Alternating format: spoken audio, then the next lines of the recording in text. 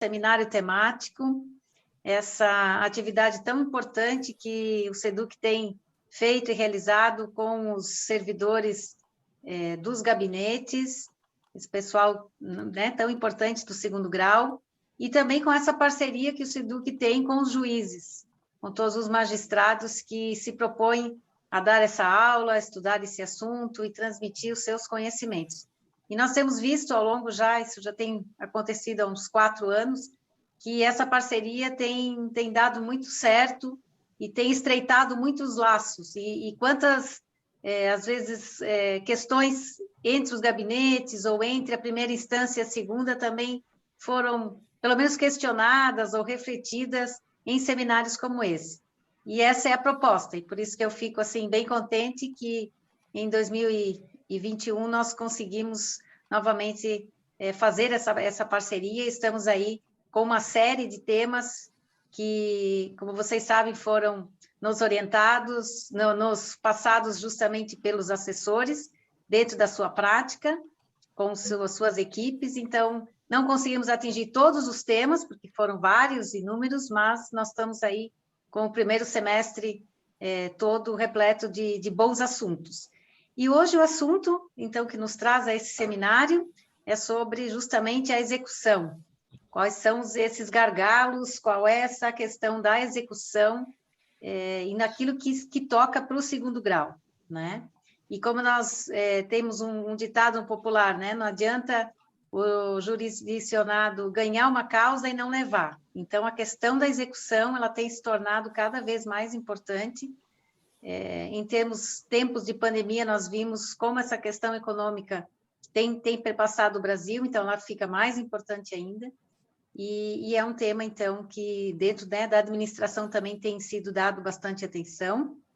Nós, então, convidamos e agradecemos o doutor Nakajo, que gentilmente vai dar esta aula. O doutor é titular da 2ª Vara de Brusque, gestor estratégico de metas e coordenador da Secretaria de Execução. Então, nós temos aqui alguém que vive cotidianamente essa questão da execução e vai propor para vocês justamente esse tema e essa intersecção entre o primeiro grau e como que aquilo entra e como que aquilo pode ser lido no segundo grau. Então, doutor, passo a palavra e a todos, então, desejo um bom seminário, uma boa hora de reflexão e não esqueçam de colocar a sua presença no link, que depois o Sandro vai passar no chat, para vocês marcarem a sua presença virtual. Um abraço a todos, uma boa tarde.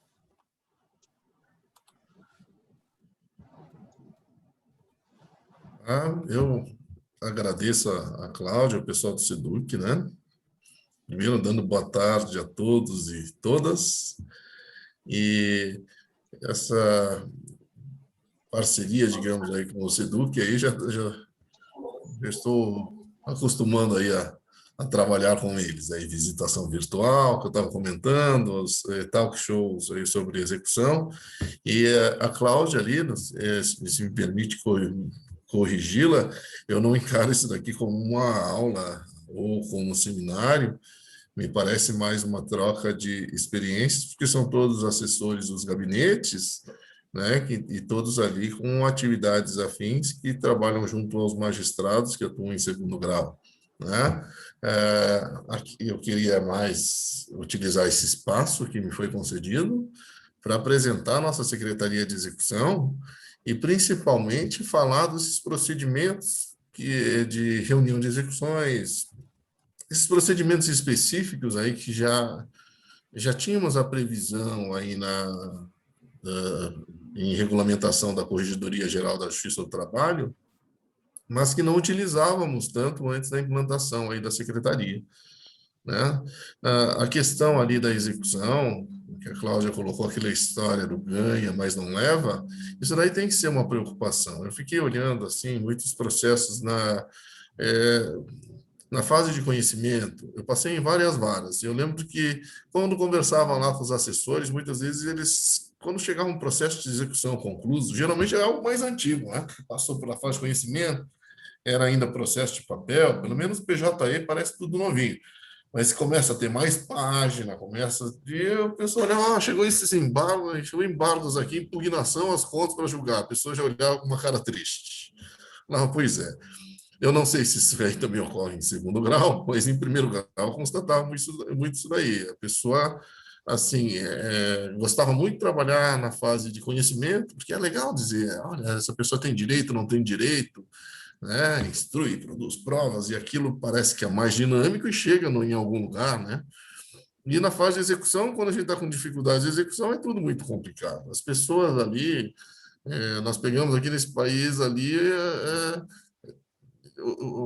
quando criaram a Secretaria de Execução, eu comecei a ter contato com os processos, que vêm de diversas varas, de um mesmo executado. Muitas vezes a gente vê ali que o executado ele pega e engana mesmo, desde o oficial de justiça até a unidade judiciária, né? E quando é muito, o malandro só paga se quiser. Na Justiça Estadual, que nós olhamos, inclusive a Secretaria de Execução firmou um convênio. Nós olhamos os processos da Justiça Estadual muitas vezes para ver avaliações, né? Os oficiais de justiça não estão saindo, então usamos, se tem uma penhora de um imóvel na Justiça Comum, pegamos a avaliação de lá, né?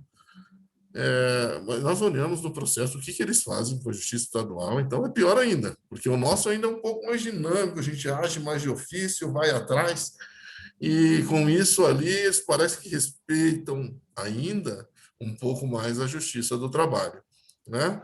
Para a cadeia ninguém vai, né? História de laranja, história de desviar dinheiro, utilizar laranja, a gente pode até oficiar a polícia, mas ninguém está muito preocupado com isso daí, né? E então nós temos que nos preocupar aí em entregar aí aquilo que foi decidido, né? Até por respeito à própria jurisdição, respeito à própria Justiça do Trabalho e ao Poder Judiciário. Na Justiça Comum, execuções fiscais, eu fiquei vendo assim, eles ficam lá esperando prescrição, muitas vezes. Aí resolve, né? A prescrição, ela resolve, mas a prescrição é algo não efetivo. Quando dava aula na faculdade, sempre falava de crime, assim, né? No processo civil, a prescrição equivale a imagine um processo penal. Algum familiar sofreu lá um crime violento. Daí depois chega uma hora lá, acharam até a pessoa, prescreveu. Olha a sensação que dá numa pessoa de receber isso daí, ou se não prescreveu a pretensão punitiva, ou se não o sujeito se evadiu ali, deu a prescrição, até que condenaram, mas acabou prescrevendo aí a questão de execução da pena. A pessoa sente um vazio, né? Então, a decisão, muitas vezes, quando você recebe uma decisão dessa, você recebe e não consegue efetivamente ter tutelado aí o seu... ter entregue aí efetivamente a justiça, ser feita efetivamente o que a população chama de justiça, isso daí é muito ruim. Então, a Secretaria de Execução veio aí para tentar, pelo menos, atuar aí na questão dos maiores devedores e com isso aí a gente tentar dar uma melhor resposta aí do Poder Judiciário à sociedade, né? E como é que se pensou na Secretaria de Execução? Nós tínhamos ali um núcleo de pesquisa patrimonial, né? Esse núcleo de pesquisa patrimonial, ele era, eu digamos assim, até pouco conhecido, né? No âmbito do nosso TRT. Nós temos pessoas, quando eu cheguei ali para trabalhar, eu li, era uma equipe pequena, foi um pouco reforçada, não dá para... A dificuldade de servidores aqui, todo mundo TRT, todo mundo conhece, é difícil conseguir servidores de um canto para o outro. Mas era uma equipe pequena, foi reforçada, né? Mas o trabalho que eles realizavam, eu fiquei impressionado com aqueles relatórios. Eu falei, olha o relatório, olha a profundidade, usam programas específicos para cruzar, porque quando vem dados do Simba, por exemplo, vem aquele bolo de dados, eles têm um programa lá de BI lá para trabalhar e tratar esses dados e elaboram relatórios demorados. A própria Simba, as respostas são demoradas, são relatórios demorados, mas de extrema profundidade. Então, quando acham bem esses relatórios, né, acho que já tiveram a oportunidade de ver, quando estão analisando os recursos, ele é baseado em provas digitais, é baseado nos nossos convênios, é baseado em quebra de sigilo bancário, fiscal e relacionamentos, CCS, começa a usar tudo, amarra tudo e forma um relatório, né? Então, já existia esse núcleo, que era muito bem estruturado. Só que o tribunal tinha só o núcleo. As varas pediam informações para o núcleo, ali iam pedindo, o processo só tinha que ser acima de R$ 20.000, iam pedindo. Quando eu cheguei, tinha uma fila enorme de pesquisas para serem realizadas e não havia uma normatização específica. Então, a administração, no caso, a presidente do tribunal, ela me procurou, ela chegou e perguntou, acho que, Anacaju, tem essa questão da execução que eu tenho a preocupação, e o tribunal, a administração vai investir nisso daí, né? Será que poderia coordenar lá o núcleo? Era o núcleo? Aí eu fui lá olhar o núcleo, fiquei impressionadíssimo com o núcleo. Até hoje eu sou impressionado com eles, né? Só que ele não tinha uma estrutura anexa, então ele fazia pesquisa para as varas. Foi quando ali, em conversa com a administração, veio essa formatação da Secretaria de Execução, que aí tem duas partes. Tem a parte que cuida de processos. E que processos que cuida? Cuida daqueles parcelamentos, todos esses processos que envolvem a coletivização das execuções, aquelas reuniões de execuções, seja para pagamento parcelado, PEPT, seja para reunião de execução.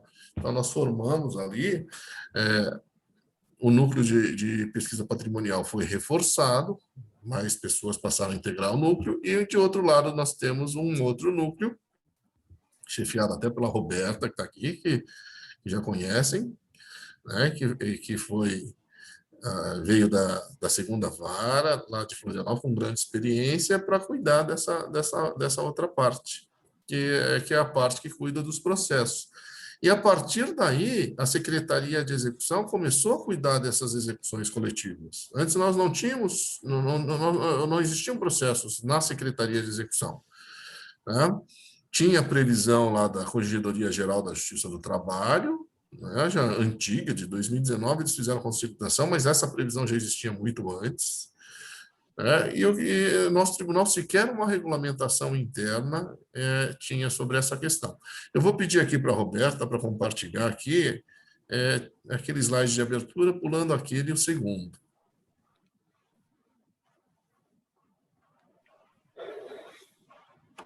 Então, nós temos aqui esses procedimentos de reunião de execução. Esses procedimentos aqui, eles já tinham essa previsão na consolidação dos provimentos da Corregedoria Geral da Justiça do Trabalho. Está ali nos artigos 148 a 160, até esse material dá para encaminhar. A consolidação dos provimentos, eu creio que todos têm, né? E o que foi feito? Então, a primeira coisa foi normatizar, até porque a Corregedoria Geral estava cobrando nosso tribunal sobre essa questão também, né? Foi objeto da correição. Normatizar esse procedimento de reunião de execuções no âmbito do TRT-12.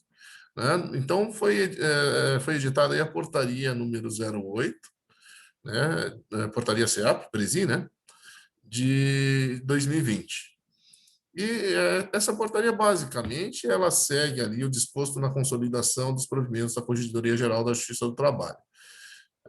É o que, em geral, acontece, né? Eles têm uma normatização geral e a gente faz uma normatização local baseada aí nessa normatização geral.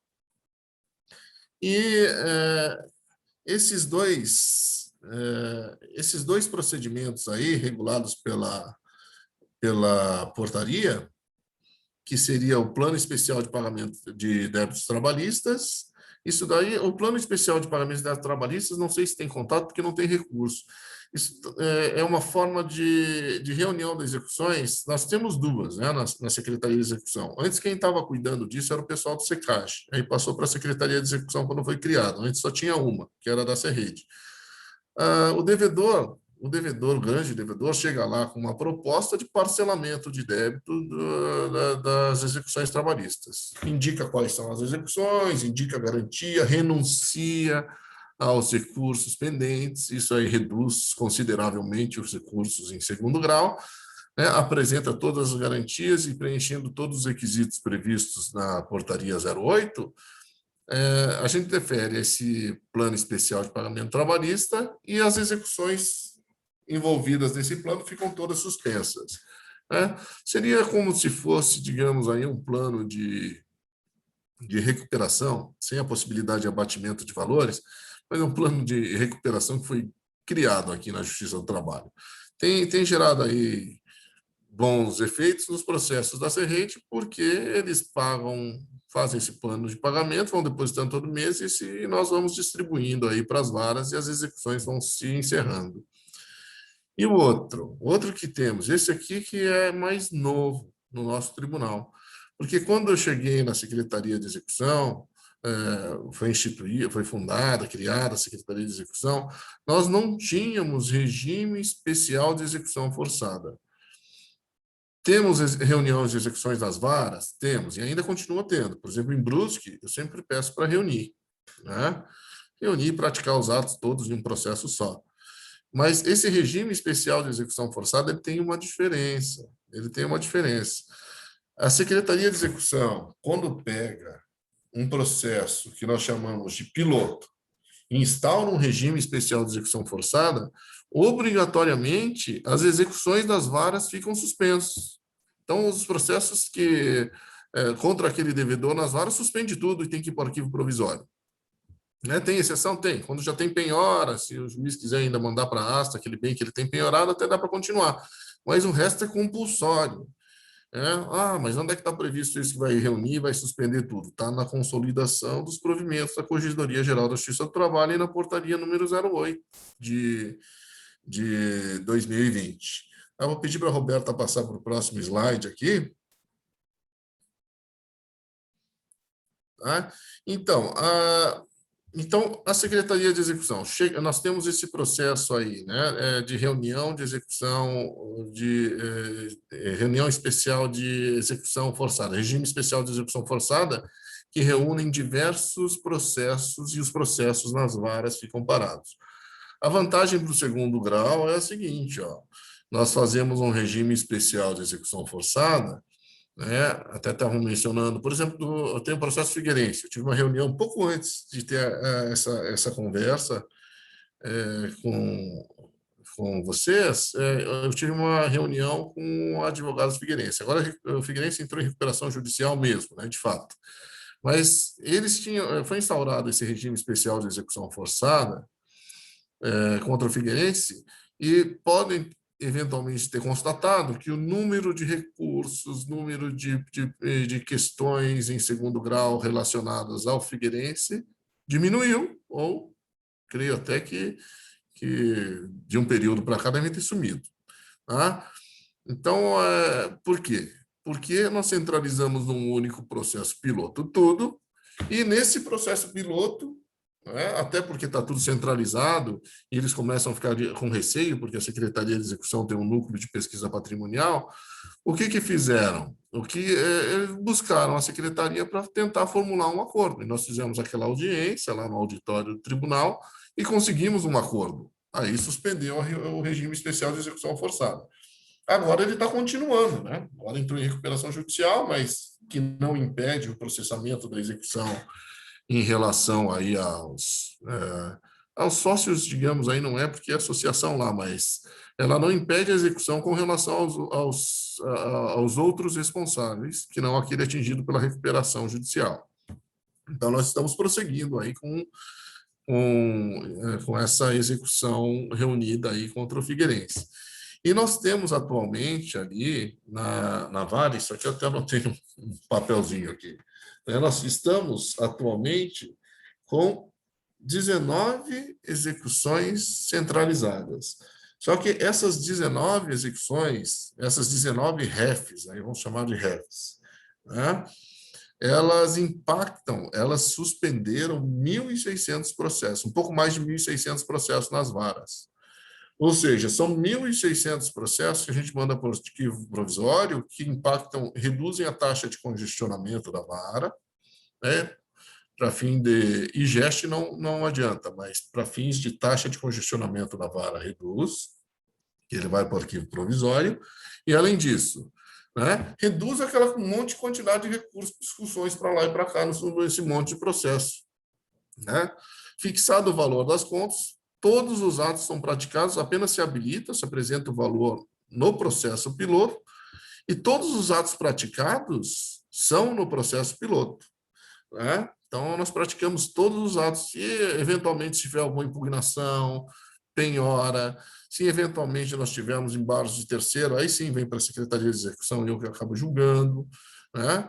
Então, esses processos de reunião de execução, esse regime, por isso que é especial de execução forçada, né, são processos extremamente delicados, porque eles podem, a decisão em um REF, impacta, no caso, decisões proferidas nesses 19 processos de pilotos que nós temos na SESEC, impactam 1.600 processos. Por exemplo, né, de acordo com o provimento lá da consolidação de provimentos da Corregedoria Geral e a portaria número 08, que é no mesmo sentido, se eu julgar um IDPJ, eu julgo um IDPJ num processo desses improcedente, eles não vão conseguir executar os sócios em nenhum outro processo. Primeiro porque, como o processo tem um piloto, o processo está suspenso na vara. O juiz da vara não processa IDPJ. Ele deixa suspenso o processo, fica lá parado. Esse processo piloto, se eu julgar o IDPJ, ele atinge a todos, não somente a dívida daquele processo. Inclusive, há a previsão do seguinte, né, num processo, por exemplo, o piloto do Figueirense, se eu não me engano, ele está quitado. Era um processo de dívida pequena, primeiro pagamento quitou. O piloto continua executando, continua com os atos de execução para a execução dos outros processos que estão suspensos, né? Então, tudo que se toma de decisão num processo piloto, ele é extremamente relevante, né? E 19 processos de execução. Nós estávamos aí, o TRT da Bahia está promovendo aí diversos seminários, talvez até alguns de vocês estejam fazendo, né? Módulos sobre execução. E na última que estavam fazendo, falando do laboratório lá de Brasília, nosso laboratório da Justiça do Trabalho, que cuida dessa parte de investigação patrimonial, a juíza responsável pela que seria a Secretaria de Execução lá do TRT da Bahia, que é um tribunal grande também, esclareceu que eles possuem 21 processos de reunião de execução especial, de regime especial de execução forçada em andamento, né? Então, dá a impressão que são poucos processos, mas eles são processos extremamente relevantes. Por exemplo, nós estamos com um processo, um regime especial, em que há 700 credores. Né? Houve um reconhecimento ali para 700 credores por decisão e foram efetuadas as penhoras, penhoraram 78 apartamentos de credores diversos. Tudo se resolve lá dentro desse processo, desse regime especial aí, desse processo piloto aí eleito, né? Desses daí, 50 credores, 50 apartamentos, eles não se insurgiram contra a penhora, estão mandando para a asta. 28 aí apresentam embargos, isso, aquilo, que no piloto acabam gerando decisões. Tá? Essas decisões, sim, são objeto de agravo e acabam parando em segundo grau. E aí que vem um ponto interessante. Muitas vezes nós autuamos em apartado esses agravos justamente por causa dessa questão de ser piloto. Se eu mandar o piloto embora, eu fico sem onde trabalhar, né? Então, suponha, por exemplo, esse exemplo aqui dos 700 credores ali. Ó, né? Então, tem 50 imóveis que estão indo para a asta. Tem os 28 aí que estão discutindo aí a penhora. Alguns pertencentes ao mesmo credor e outros não. E estão lá discutindo a questão de bem de família, embargos de terceiro. Embargos de terceiro, tudo bem que é o em apartado, mas estão discutindo tudo lá dentro do processo ali, nulidade de penhora, valor de avaliação. Então, são diversos incidentes que ocorreram. Nós vamos decidindo esses incidentes, tudo no piloto. Né? Tudo se decide no piloto. Chegou ali, depois, ali, agravo de petição. Ou se eu mandar um agravo de petição de um deles ali embora, o processo vai embora para até os 50, dos 50 apartamentos, imóveis, né? Que estamos aí para colocar em asta pública. Já foi até designada. Então, alguns dos senhores vão ter a oportunidade de pegar agravo de petição, né, e de processos vindos da SESEC autuados em apartado. Falaram, olha, que estranho, está autuado em apartado. Essa é a justificativa, tá certo? Então, nós adotamos esse procedimento. Nesse slide aqui, ó, que colocaram ali, a questão ali que é um órgão centralizador, né? Os processos em trâmites abrangem 2.000 processos, né? E são 1.600 impactados pelas reuniões de execução e 400 aproximadamente aí impactados pelas PEPs, tá? Só que o número de credores é maior. 1.600 processos de execução, mais 400 processos relacionados às PEPs, que estão suspensos nas varas, mas que afetam 3.600 credores, porque em alguns desses processos das varas já havia vários exequentes em um mesmo processo. Tá? Algumas vezes as varas até já tinham feito uma mini reunião ali de alguns processos. A SESEC colocou aqui, registrou que nós arrecadamos aí 32 milhões por meio de acordos, leilões, bloqueios bancários, né? E sobre o núcleo de pesquisa patrimonial, eu já comentei com os senhores. Né? A gente vai falar um pouquinho mais sobre o núcleo de pesquisa patrimonial daqui a um tempinho. A Roberta conseguiria passar para mim, por favor? Tá. Isso que eu estava falando aqui dos agravos de petição. Esse material vai para os senhores, tá? Então, a autuação dos agravos de petição, que a gente tem, como tem vários incidentes, e muitas vezes o processo em si ali, o piloto tem que continuar ali na SESEC, a gente faz essa autuação em apartado, tá? Mas ali nos gabinetes, né? Chegam ali, então falam, poxa vida, mas me mandaram o processo aqui, mandaram só um pedaço dele aqui. Geralmente o piloto acaba ficando muito grande. E a gente junta as peças e manda as necessárias aí que entendemos ser necessárias para o julgamento e mandamos aí para o segundo grau. Mas, de qualquer maneira, dá para consultar o processo originário via PJE, né? Ela consulta de terceiros que nós utilizamos. E se tiver uma dúvida específica, isso aí eu sempre nos colocamos à disposição dos senhores, né? Podem mandar e-mail para a SESEC, liguem para a Roberta, liguem para a Letícia, que é a diretora lá, inclusive para mim. Doutor Nagai, estamos aqui com dificuldade no processo tal. Isso daí para qualquer dúvida quanto a procedimento ou peça, está com dificuldade de visualização, podem enviar aí os questionamentos aí, porque a gente está sempre à disposição de ajudar aí os gabinetes aí no Ministério aí de análise dos processos em segundo grau. Tá? Aqui, nós colocamos aí, começou a ter jurisprudência, nos outros tribunais tem mais, né? Mas como o regime especial de execução forçada é algo mais novo não na normatização em termos de justiça do trabalho, a Corregedoria Geral já fala disso daí faz mais tempo. Mas no nosso TRT começaram as reuniões os regimes especiais de execução forçada, essas reuniões especiais começaram com a Secretaria de Execução, né? Então, a questão ali, ó, os atos executórios objetivando o pagamento de dívida da empresa executada contra a REF devem ocorrer no processo piloto, né? Então, tudo corre no processo piloto. Nós pegamos ali, arquiva, né? Você pega ali, arquiva um processo, arquiva os processos de execução que estão na vara, e nesse piloto é que se realizam todos os atos. No caso, o piloto é esse processo 514/31/2017, tal. Tá? Muitas vezes o piloto, vocês vão olhar o piloto já está até pago. Fala, o piloto aqui não tem dívida? Não tem dívida, mas ele continua ali, ele é o piloto e fica sendo piloto sempre. Tá? Como é que se escolhe o piloto? Geralmente se escolhe o piloto quando a execução está mais avançada, onde já está mais... ou quando temos uma execução mais limpa, assim, está sem muito incidente, recurso. Então, a escolha do processo piloto ele não é o maior problema. O maior problema é o seguinte, é que esse piloto vai impactar a vida de todo mundo. Tá?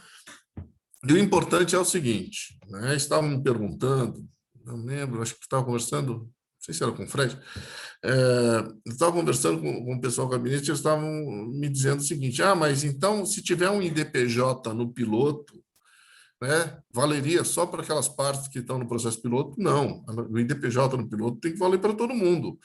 Inclusive porque algumas vezes o piloto está quitado. Né? Porque adianta eu fazer um IDPJ no processo está quitado e valer só para aquelas partes, só para aquele exequente.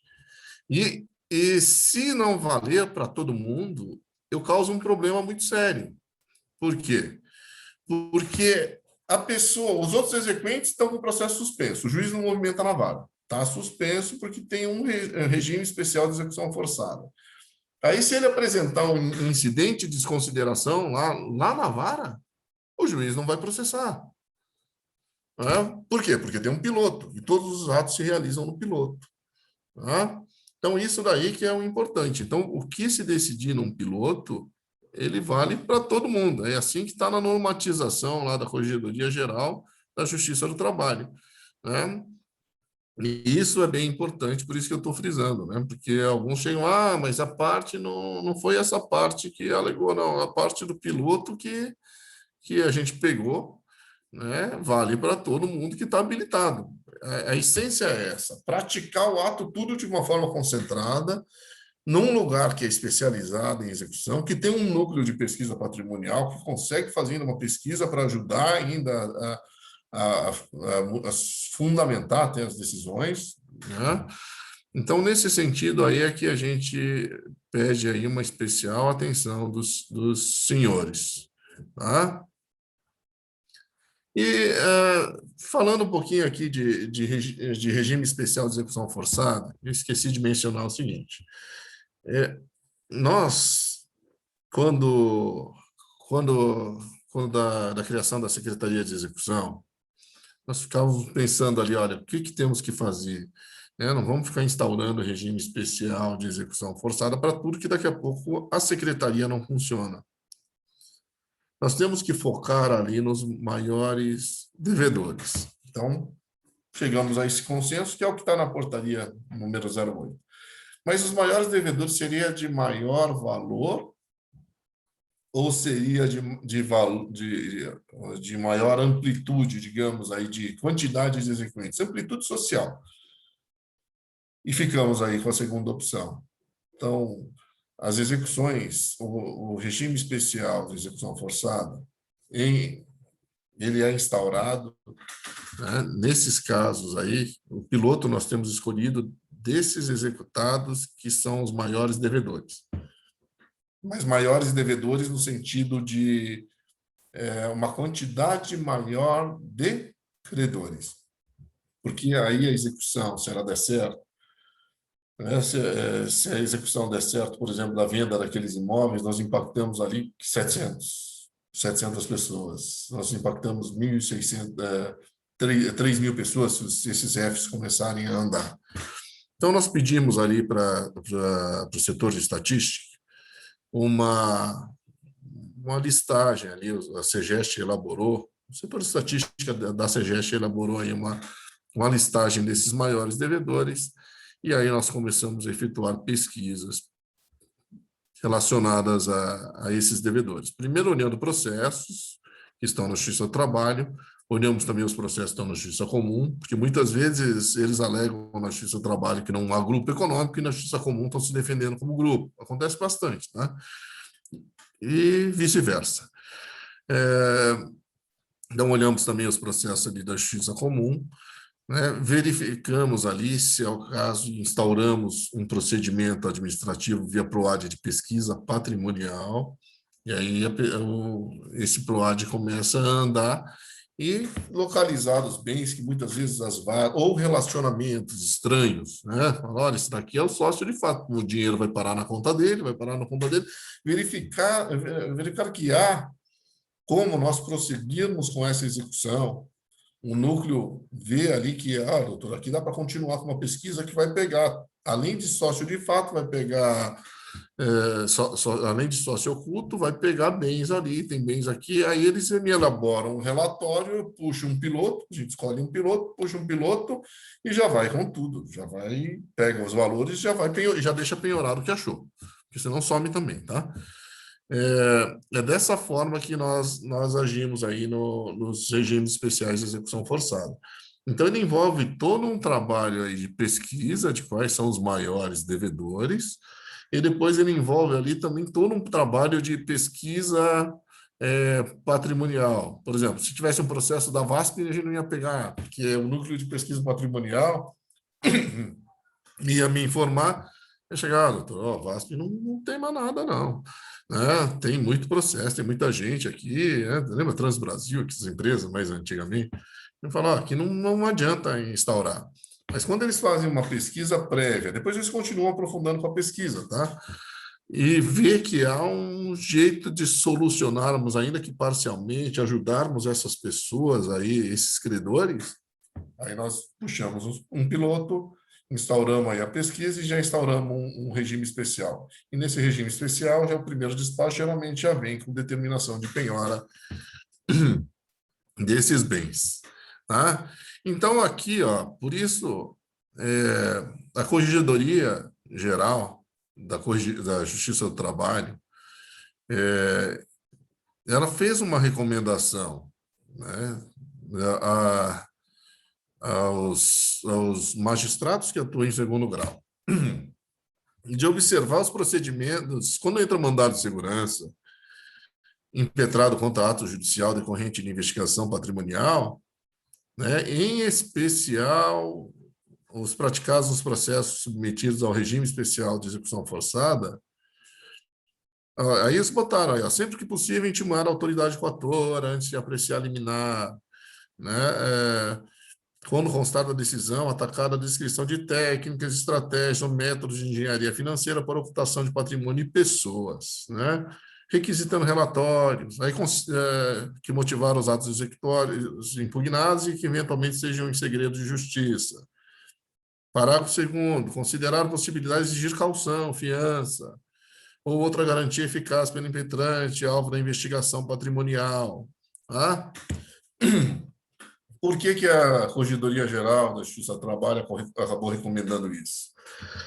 Eu estava mencionando os senhores que eu fiquei fã depois que eu conheci mais a fundo o trabalho no Núcleo de Pesquisa Patrimonial. Eles vão cuidar de provas digitais também. Eles já cuidam, agora vão cuidar com uma regulamentação própria.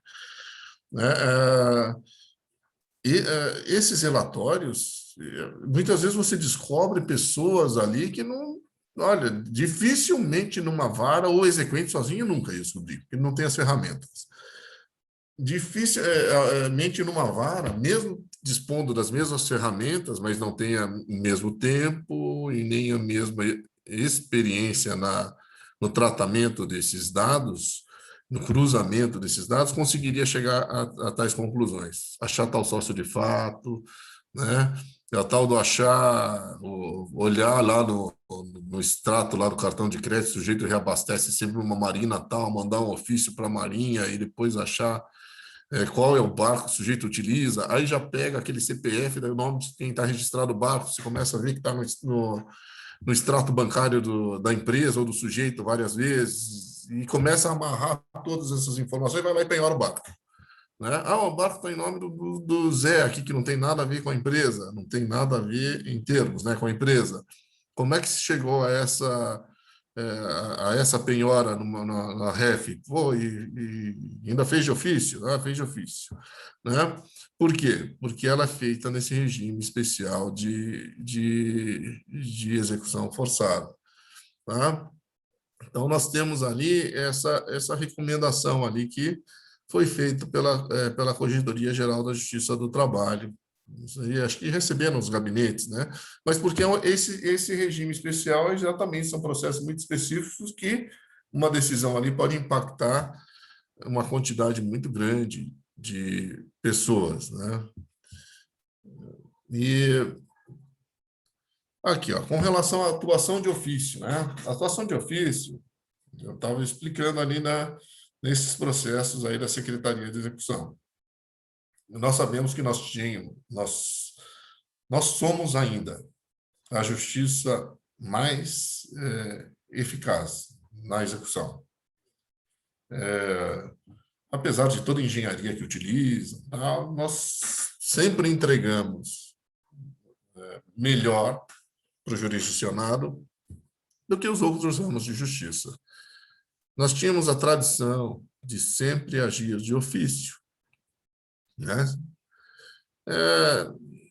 Alguns reclamavam, falavam, advogado fica mal acostumado, o advogado fica mal acostumado, mas e o benefício para a vara, né? Benefício para a vara, o processo de execução terminou, acabou o arquivo, né? Diminui a tal taxa de congestionamento. Na justiça comum, os advogados têm que ficar peticionando, tal. Só que a execução deles parou de uma tal maneira. Ontem eu estava lá no encontro lá do CNJ, falando lá das metas, e agora a Justiça Estadual está com meta também relacionada à execução, porque não é possível darem decisões e não cumprirem, né? As pessoas não obedecerem, né? Então, eles estão com estão com meta relacionada à execução. E tanto é a preocupação, que agora virou meta, quando vira meta, todo mundo começa a observar mais. Que a Justiça Estadual, amanhã, eu não sei se amanhã, eu creio que amanhã, Roberto que sabe melhor, amanhã ou depois nós temos uma reunião com o TJ para apresentar o núcleo de pesquisa patrimonial, porque estou interessadíssimo nisso, porque agora virou meta deles, né? Então, de uma forma geral, a Justiça do Trabalho sempre teve a execução ali com um andamento melhor do que das outros âmbitos do Poder Judiciário. Não era o ideal, não. Diversas das nossas decisões não são cumpridas, e não por falta de capacidade econômica do executado. Quando for falta de capacidade econômica, a gente entende. Vai fazer o que o sujeito não tem mais código de Hammurabi, não existe isso. Você tem que pegar, né? Quebrou, né? Assim, não tem de onde tirar. Tem aquelas garantias mínimas em sua casa dele, não tem o que fazer. O problema é o tal do sujeito que sempre se utiliza de artifícios, na recomendação lá do Corregedor Geral, engenharia financeira, engana e paga só quem quer. E tem um monte. E, infelizmente, vários desses daí a gente deixou. Aí, tem processo que nós fizemos investigação, o sujeito monta 4, 5 CNPJs no mesmo endereço, né? Aí começa a fazer bacen no primeiro CNPJ, não dá. Aí quando descobrem que tem um outro funcionando lá, anos depois, aí vai lá, a pessoa já está usando o outro, não pega nada no bacen. Aí quando chega lá, o nome fantasia é o mesmo,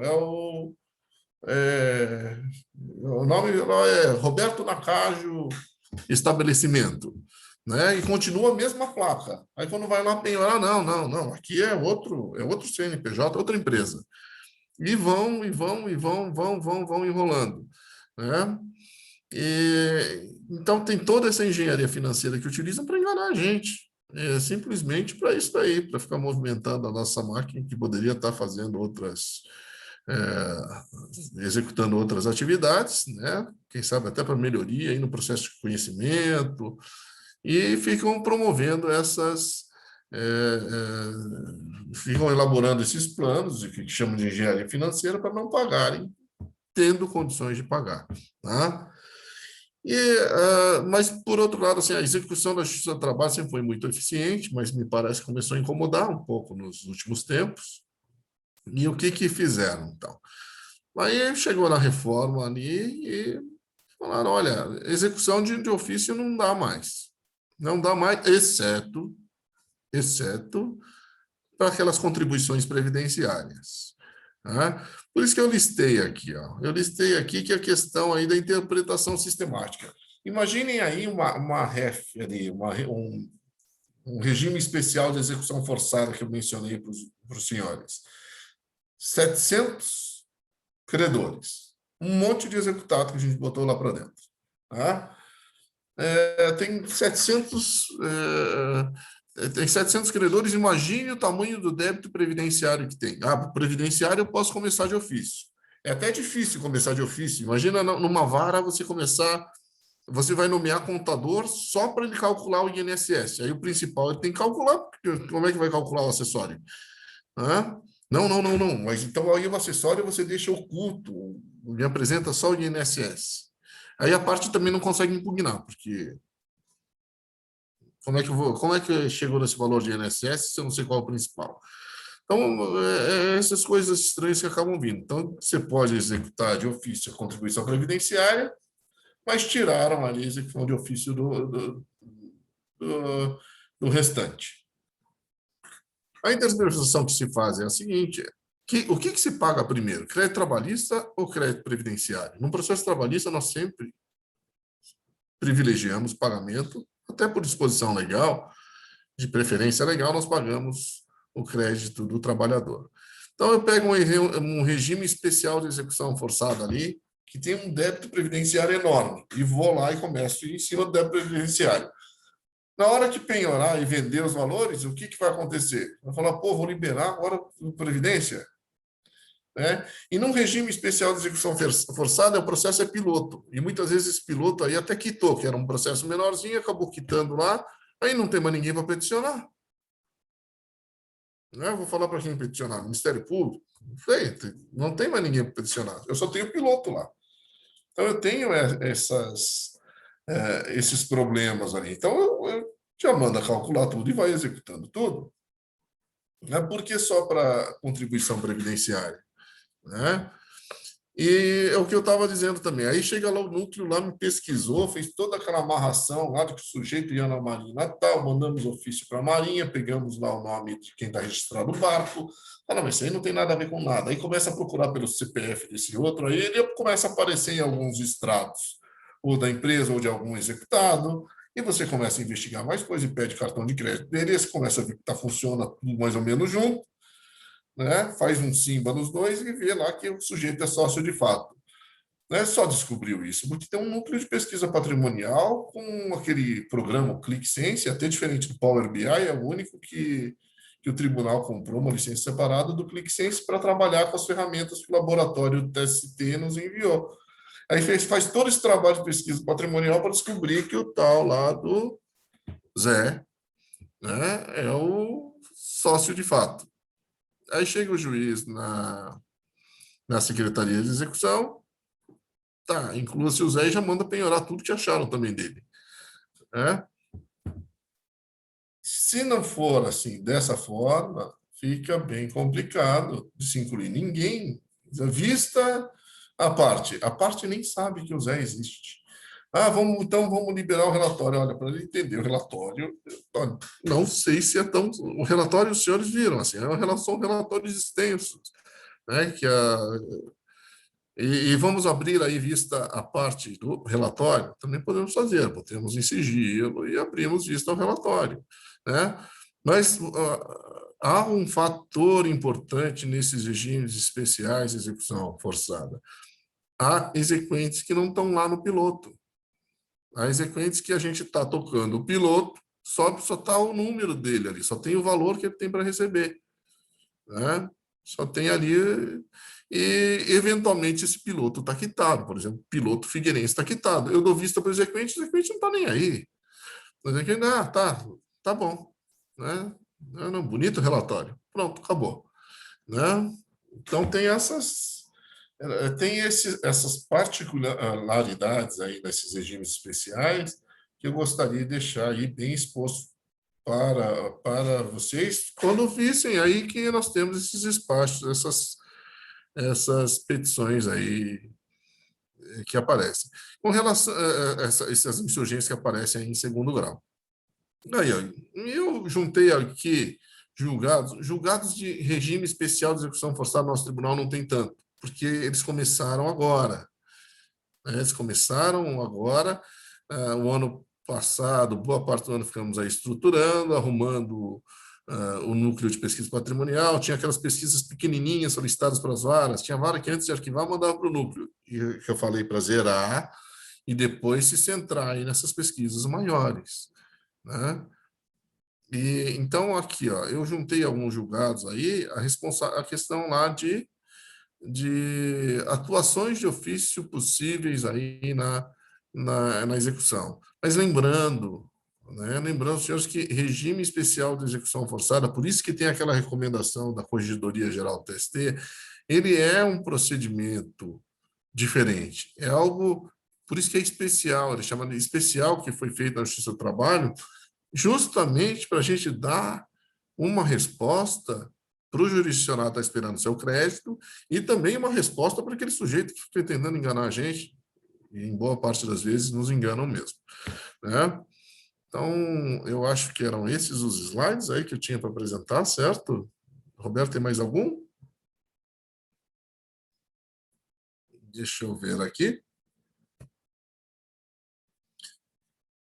Isso, eu acho que é esse daí mesmo, né, Roberta?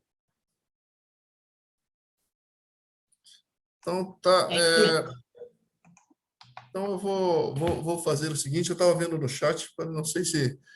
E é como eu estava conversando, né? Isso aqui é mais uma pequena exposição que eu preparei, era mais para mostrar um pouquinho da Secretaria de Execução. Agora que estamos no mesmo prédio, porque mudou tudo, né? Se bem que está tudo fechado, né? Infelizmente, essa pandemia está se alongando e vai se alongar por um tempo a mais. Então, continuaremos um pouco fechados. Mas eu convido todos ali, que agora vamos estar todos no mesmo prédio, para que vá lá, procure a Roberta, vamos lá conhecer a Secretaria de Execução. Tá?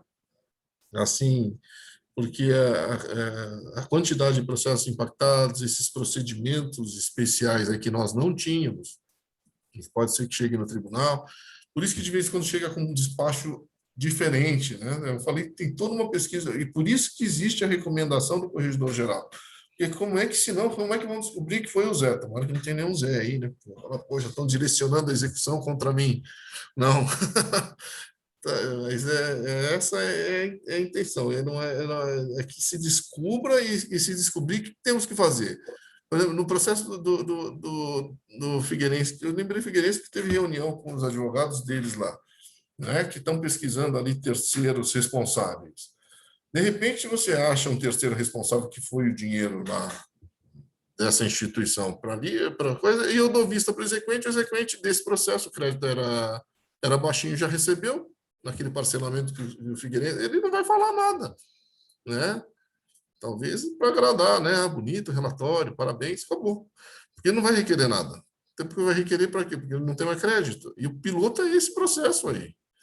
E está na consolidação dos provimentos da Corregedoria Geral, está ali que o piloto, né? Que o piloto continua sendo piloto mesmo se tiver quitado.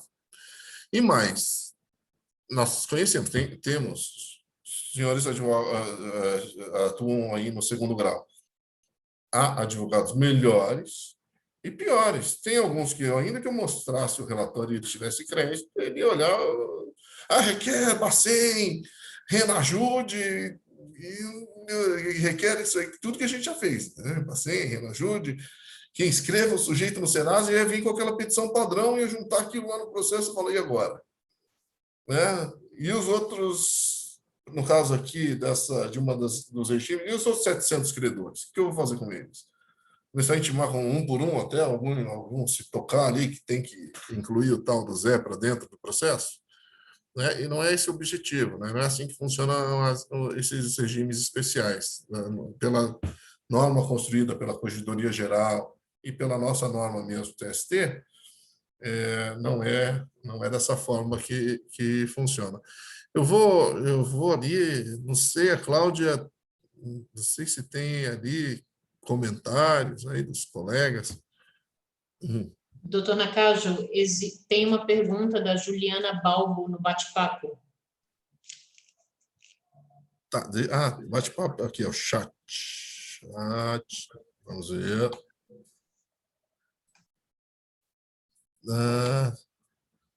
Tá, esses instrumentos... a Juliana está perguntando aqui se esses instrumentos de pesquisa também estão sendo utilizados para averiguar se a situação financeira do trabalhador melhorou para fins de rever a concessão dos benefícios da justiça gratuita para a cobrança de honorários sucumbenciais. Esses instrumentos é o seguinte, isso daí na Secretaria de Execução a gente não faz, tá? Nas varas, eu teria que ver se estão utilizando esse tipo. Olha, as varas não estão fazendo pesquisa nem dos executados mesmo, não sei se com relação aos autores, beneficiários de justiça gratuita, a gente ia fazer uma pesquisa. Mas as varas, assim, eles usam aqueles convênios básicos, né? E a obrigação de comprovar ali a modificação da situação econômica do autor, pela nossa legislação atual, compete ao réu, tá? Se ele pedir esse tipo de investigação, eu creio até que os juízes iriam indeferir, porque a obrigação de comprovação seria do réu. Mas esse instrumento está à disposição da vara, né? Eventualmente, se o juiz determinar, a vara vai utilizar. Eu não vi fazerem isso, né? Eu não vi fazerem isso. Lá em Brusque a gente não faz isso aí, não. Tá? Mas tem esses instrumentos à disposição. Cabe ao réu requerer e aí, quem sabe, a vara autoriza. Eu acho muito pouco provável que autorize, porque a gente já não está dando conta das execuções e vai ficar tentando pesquisar a modificação da situação econômica do autor com os convênios. Tá? Mas o uso dos convênios não tem limitação, né? Tem nas varas ali. Tá? Eu perguntei isso, doutor Nakajo, porque esses dias eu peguei um processo desse e realmente, né, a decisão foi no sentido de que o credor, era do credor o ônus de pesquisar. Só que, né, refletindo assim com esses instrumentos que o Poder Judiciário está tendo, realmente, questão de facilidade, o Poder Judiciário tem muito mais, né? Mas com certeza vai muito desse entendimento. Eu acredito que é majoritário dizer que o credor é que tem que ir atrás nesse caso, né? E não porque aí é comprovação, né? Mas é comprovação da modificação da situação econômica. É que dá para eles entrarem com outros argumentos. Por exemplo, se for a empresa, né? Falar que para comprovação de fatos, a certos... Eles falam, houve modificação, ele está demonstrando, né, que modificou a situação financeira nas redes sociais e não sei o quê. Só que, assim, aí que ficaria custoso demais, né, requerer nos cartórios toda uma investigação de forma particular, né? Eu fui mesmo por essa linha, né, até pelo entendimento do juiz com quem eu trabalhei, mas eu fiquei depois refletindo sobre isso. Falei assim, se virou credor, né, será que esse entendimento vai se postergar? Agora que daí ele é o credor, tudo bem, né? O processo não está em execução. Quando está em execução, ainda daria para utilizar as ferramentas e até a gente tem que utilizar. Só que a execução... esse crédito está com a exigibilidade suspensa, né? E para tirar da suspensão, compete ao credor comprovar. Tá? Daria, claro, para utilizar um outro argumento, se quisesse, né? Daria sim. A gente ia lotar de pedido de pesquisa. A cada 3 meses, as empresas iam começar a peticionar nos processos improcedentes, né? Com o argumento de que eles são credores, estão alegando ali, apresentando um indício, e que quem tem as ferramentas para a produção dessa prova, igual eles não podem expedir ofício para o banco pedindo extrato. Agora eu posso. E ficar batendo em cima disso, né? Eu só acho que daí a gente vai começar... vai ter um monte de pesquisa que vão realizar que não mudou nada. Aí, em vez de utilizar os convênios lá para as execuções que não estão suspensas, né, também teríamos que utilizar essa ferramenta para ficar pesquisando para ver se vamos ou não vamos dessobrestar a execução em relação aos reclamantes que perderam as ações, que estão devendo, né? E seria mais, acho que provavelmente o juiz que estiver trabalhando deve ter pensado nisso. Fala, pô, agora já pensou se estiver que fazendo, as empresas vão compensar peticionar tudo ali nos processos e a gente vai dar provimento a um agravo desse e os juízes vão ter que ficar fazendo bacen, não dá nem para fazer bacen, não pode bloquear direto. Aí vão ter que entrar lá pedindo extrato. Aí a empresa vai peticionar pedindo SIMBA, que o juiz já não defere nem para a execução normal, porque depois chega aquele documento não sabe tratar, porque o núcleo sabe tratar, né? O núcleo de pesquisa patrimonial. Aí vão ficar pedindo, né? Vão ficar pedindo. É a mesma pergunta assim, que muitas vezes me fazem, que é a questão de, olha, e se for o exequente pedir SIMBA? A vara tem SIMBA, viu? E o juiz indefere. Indefere porque chega aquele monte os relatórios levam de 3 a 6 meses para chegar. E alguns, dependendo do que pedir, chegam a 2.000 páginas. E depois, para tratar aquilo, você tem que pegar... Por isso que nós temos esse programa que foi desenvolvido no ClickSense, que veio do laboratório de Brasília, que amarra aí os CPFs ali para ver, começa a vir que enxergar relacionamento e vai amarrando os dados. Porque senão, manualmente, acabou a vara. Vai ficar só tratando o negócio do SIMBA lá, de um processo maior, Por isso que mesmo o núcleo de pesquisa patrimonial não faz pesquisa de qualquer devedor. Nós tivemos que priorizar.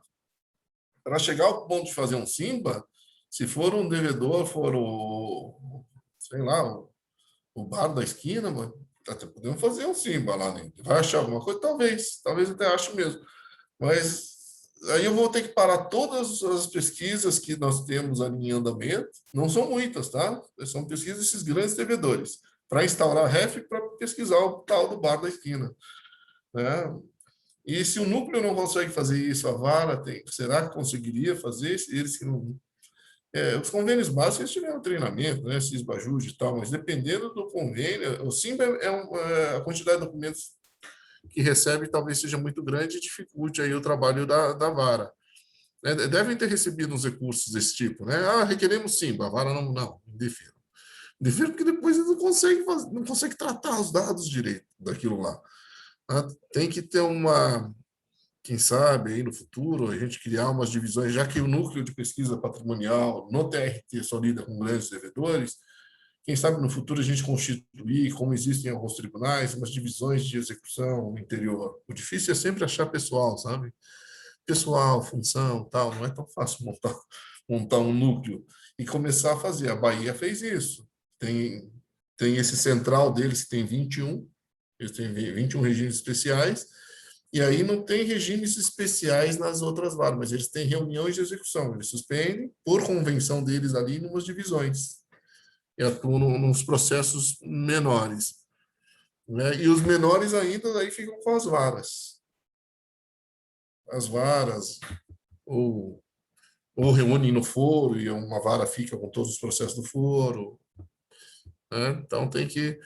As ferramentas a gente tem. Então, não sei se seria o caso da gente começar a abrir a utilização para pesquisar a vida de reclamante.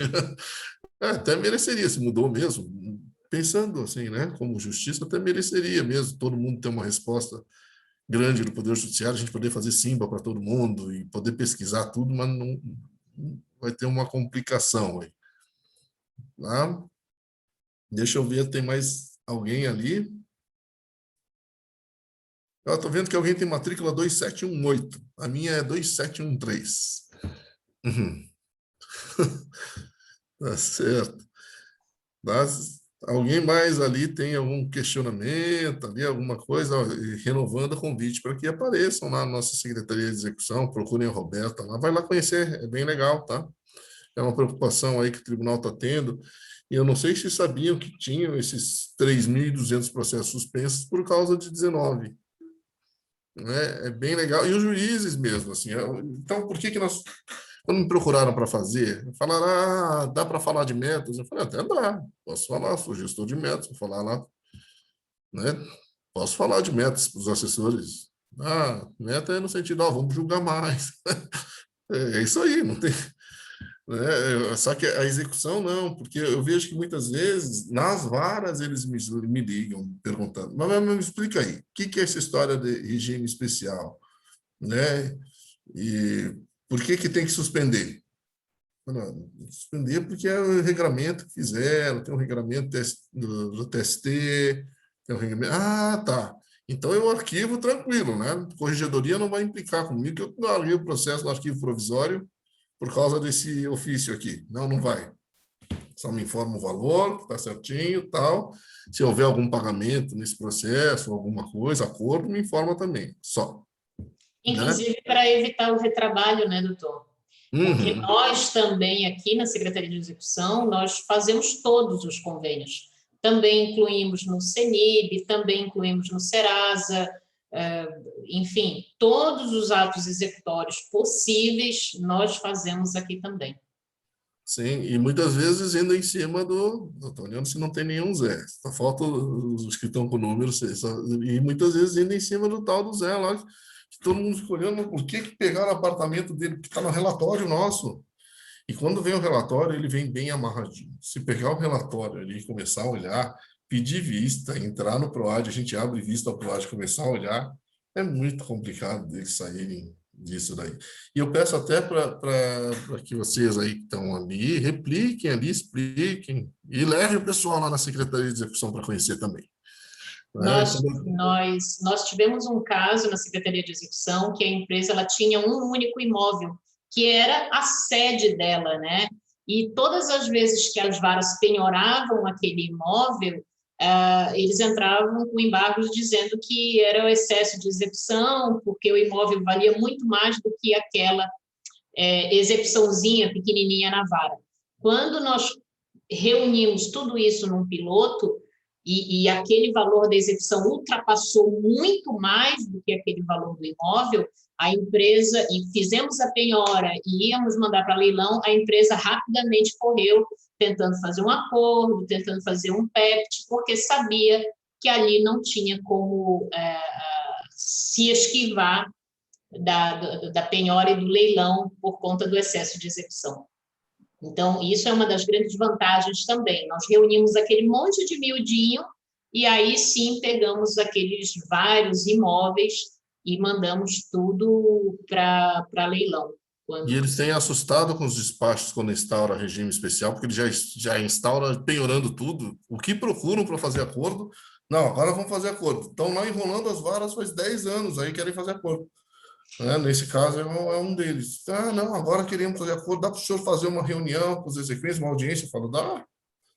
Por mim, na pré-investigação que nós fazemos, até mesmo antes do núcleo de pesquisa, nós temos pessoas dentro que fazem uma pré-investigação bem rápida. Pega uma empresa, vê quem são os sócios, vê o que cada um tem, dá uma olhada se tem dinheiro girando, se tem propriedade, se tem automóveis, e aí vamos ver, localizaram imóveis. Vamos lá naquelas matrículas, ver se tem penhora, se já é bem de família, se não é. Nessa pré-investigação rápida, se nós detectarmos imóveis que são possíveis a gente prosseguir a execução, porque estão livres, desembaraçados, é aí esses que nós vamos em busca dos processos que estão mais adiantados, para que a gente torne ele piloto e saia arrestando todos esses bens que nós pré-investigamos rapidamente. Aí sim, o núcleo de pesquisa, se precisar de uma busca mais profunda, né, mais aprofundada, e aí sim o núcleo de pesquisa entraria junto com a gente. Nós pedimos o auxílio deles. Então, assim, quando chegarem aí os processos de regime especial, eu peço que deem uma olhada com carinho, sim, porque eles impactam muitas pessoas e envolve trabalho aí desses dois núcleos aí que são extremamente dedicados ao que fazem, né? Eu não consigo executar igual lá em Brusque, eles executam na Secretaria de Execução, que tem um pessoal bem especializado nessa questão, né? Então, por isso que eu direcionei aí, como o Seduc falou, a palestra para a execução. Falar de metas é metas, né? Metas a gente vai dizer como é que estamos aí no virtual, do ano passado, como é que foi, como é que não foi. Mas a execução não, isso aí é algo mais novo. Podem ver aí que não tinha mesmo aí esses processos aí de reunião, regime especial de execução forçada no tribunal nosso, né? É algo que agora nós estamos instaurando mais. Cada instauração dessa é uma confusão, porque vai com penhora, vai com tudo, e vira mandado de segurança, vira de tudo, imaginar. Reclamam na corregedoria, em tudo quanto é canto que existe. Minha vida é responder reclamação agora. Incomoda, literalmente, né, doutor? Pois é. Eu tenho uma pergunta, é mais, na verdade, uma curiosidade, doutor. Não sei se o senhor, a Roberta, podia me responder, mas é mais uma curiosidade, que não tem talvez tanto a ver com a execução em si, mas tem... porque a gente, em mandado de segurança, às vezes, tem dificuldade, o próprio advogado do litisconsorte, que, em geral, você, assim, é o autor da ação, né, principal, na maioria das vezes. Às vezes não encontra lá o trabalhador, né? Não consegue mais encontrar, aí a gente não consegue citar o trabalhador como litisconsorte. É incrível, e às vezes nem o próprio advogado consegue mais achar aquele trabalhador, mudou de endereço e tal, então, enfim, tem situações assim. Eu queria saber se esses instrumentos aí de pesquisa, eles serviriam também para localização de pessoa física ou jurídica, se tem algum auxílio quanto a isso. Eu nem vou entrar aqui, se é o caso da gente poder direcionar um mandado de segurança, pedir uma providência, é mais uma curiosidade mesmo, porque não é tão, não é incomum não encontrar, voltar à citação, devolução, né, da citação, mas não é tão comum que peçam uma pesquisa nesse sentido, mas eu já peguei um processo que pediu, no fim, não preciso me alongar aqui, por que não foi necessário? É que nos autos principais, o mesmo advogado reclamou que não estava conseguindo achar o trabalhador, e lá fizeram, lá pela vara. Mas, assim, fiquei curiosa de saber se esses instrumentos que a Secretaria dispõe, né, se eles serviriam para, eventualmente, localizar alguém, ou o trabalhador, ou a pessoa jurídica. Sim, ó, esse daqui até a Roberta responderia melhor, mas tem sim, esses convênios, a maior parte, tirando o Simba, e outros, que o CCS também, não sei se está aberto para as pessoas, mas todos os nossos servidores teriam acesso, por exemplo, InfoSeg tem cadastro, né? Justiça Eleitoral tem uma limitação por juiz, cada juiz pode indicar 2, então o desembargador poderia indicar 2. Com esse recadastramento eleitoral, os endereços tendem a estar bem assim, atualizados. Outra coisa que tem feito aí, que a gente tem feito com essa história de coronavírus, todo mundo tem endereço atualizado, ainda que eletrônico, na Secretaria de Saúde, viu? Só que aí teria que oficiar, porque a gente não tem convênio. Mas a Roberta teria a ideia dos convênios melhores. Eu creio que da Justiça Eleitoral tem um banco de dados que está bem atualizado com essa história de biometria que eles fizeram, e a Secretaria de Saúde com essa história de coronavírus, que todo mundo tem cadastro por causa da vacina, e ainda que deixa um telefone lá. E o cumprimento eletrônico, isso daí está sendo cada vez mais admitido. A gente podia até falar com o pessoal de segundo grau, isso daí, assim, um dos eixos que o ministro Fux sempre coloca ali agora é aquela questão da Justiça 4.0. A gente está praticando muito ato por via digital. E, assim, quando você não está acostumado, a tendência é rejeitar, né? Falar, não, vamos anular aqui porque mandou.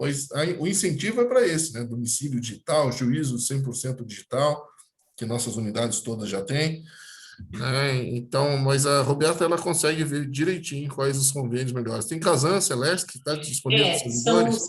São vários convênios que permitem a consulta do endereço de pessoas físicas e jurídicas. Eu gosto muito do InfoSeg, que ele é da Secretaria de Segurança Pública, que ele traz informações do CAGED, informações do DETRAN, inclusive do endereço onde está habilitada a CNH. Ele traz informações, eu não sei se sabem, mas eu descobri faz pouco tempo, que de 2015 para cá, os cartórios de pessoas naturais, ele é obrigado a informar a Receita Federal o falecimento de uma pessoa física.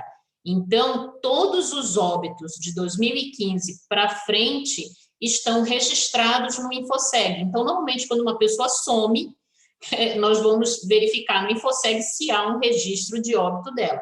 Caso não tenha, ele traz informações da Receita Federal, traz informações do DETRAN, CAGED, se a pessoa está trabalhando ou não, e também traz informações da própria Secretaria de Segurança Pública, se essa pessoa está presa, se não está, se responde em algum BO, foi mencionada em algum boletim de ocorrência, enfim.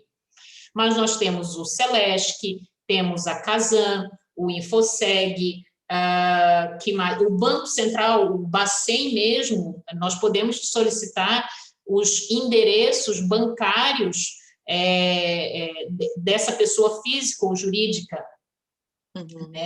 Agora, em termos práticos, haveria competência da Secretaria para atender eventualmente uma demanda que não fosse para provocar um ato de execução? A gente poderia, por exemplo, nesse exemplo que eu citei, se fosse o caso de entender que seria que o tribunal poderia acatar esse pedido de investigação, né, do endereço de uma pessoa física para o mandado de segurança, a secretaria atenderia se o desembargador eventualmente entendesse que fosse de acolher e encaminhar até vocês?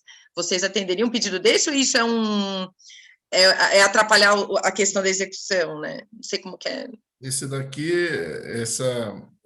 ele estaria fora do nosso escopo, sabe? Não né? Nossa pesquisa patrimonial mesmo, assim. Mas como Sim. o cadastramento, os convênios usam muito em pesquisa. E a Roberta é responsável por esses convênios. Se for só para achar endereço, por exemplo, esses convênios, não sei se todos aqui têm cadastro, porque ele é disponível para os servidores, tá? Talvez a própria secretaria da ASE, eu estou aqui, é que eu cheguei até, acho que eu conversei sobre esse processo em particular com a Ana Correia, ela chegou a falar que talvez eles conseguissem fazer lá também, eu acho que se eu não estou enganada. É que daí acabou não precisando, e me despertou só essa curiosidade agora mesmo, né? Mas talvez eles também tenham acesso e consigam, né? Não sei se eles têm exatamente os mesmos instrumentos, mas se é possível... Mesmo relacionado à execução, quando eles pedem aquelas execuções menores que não estão naquela lista da SEGEST, quando as varas pedem investigação patrimonial, a gente tem que devolver por causa da portaria nova, né? Da regulamentação lá. Então, ele não atende mesmo o ato de execução. Assim, olha, esse daqui não se encaixa nos requisitos, entendeu? Sabe um convênio muito interessante que foi estabelecido agora, essa semana, nós, inclusive, estamos colhendo informações dos magistrados, é o acesso à íntegra de processos do TJ de Santa Catarina. Então, muitas vezes, nós podemos ir lá buscar pelo nome ou CPF, encontrar um processo contra aquela pessoa e lá tem um endereço atualizado dele, que nós não vamos encontrar na Receita, não vamos encontrar no Detran, nem em banco nenhum, né? Estamos finalizando agora um convênio com a TIM, né, para verificar os endereços vinculados a um telefone vinculado ao CPF, está em trâmites de assinatura de acordo. Então, tem uma série de convênios que estão disponíveis a qualquer servidor, é só entrar na página dos convênios, solicita por PROAD, que nós damos o acesso, e poucos convênios é que são vinculados à unidade. A maioria deles é vinculado ao servidor, tá? Então, não importa se é de gabinete ou de vara, ou de segundo grau, não importa. É aquele CPF que tem autorização por parte do tribunal. Perfeito, Roberta. Obrigada. Okay. Mas o do TJ está aberto para os desembargadores, inclusive, formarem, tá? Os magistrados. Por enquanto, só os magistrados. É interessante para ver processo, né? Porque eu estava dizendo, da Secretaria de Execução, eles fazem pesquisa ali, aqui alegam que não é grupo e lá estão se defendendo como um grupo. O grupo econômico, a gente pega as peças junto dentro da pesquisa, né? E depois menciona no relatório. Fala, ó, ali ele não é grupo, mas no processo da justiça comum, o débito de uma empresa foi pago com transferência da conta da outra, que ele está dizendo que não tem nada a ver, né? Então, pagou lá por quê? Aí vem com... Isso aí sempre inventa uma desculpa, né? Ah, não, pagou porque estava devendo dinheiro, aí foi lá e pagou lá. Aí começa a já cair meio que o argumento, né?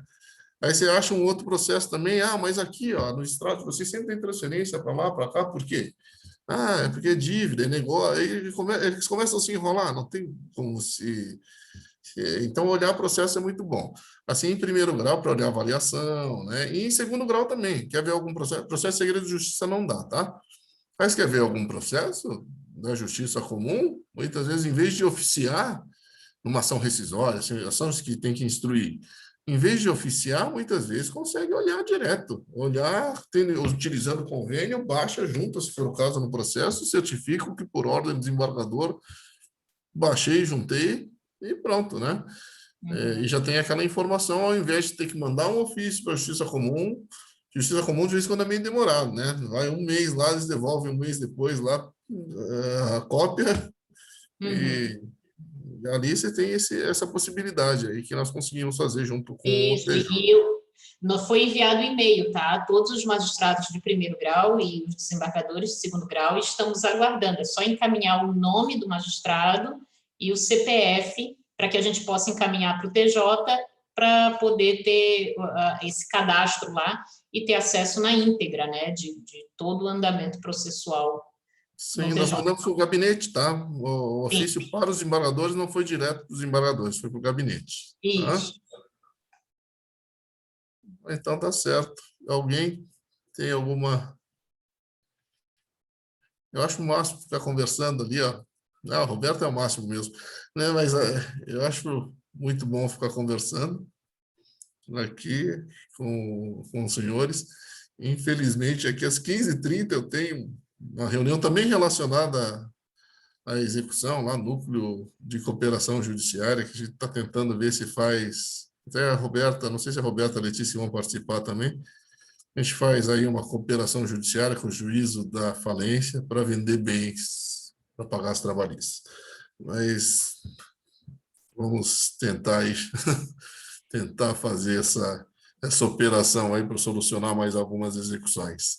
Tá? Me coloco à disposição de todos, tá? Para qualquer dúvida, qualquer ajuda, qualquer necessidade, fico à disposição na Secretaria de Execução. Podem me chamar pelo Hangout, e-mail, para quem tiver meu telefone, pode me chamar. Tá certo, então. Obrigado pela presença de todos, tá?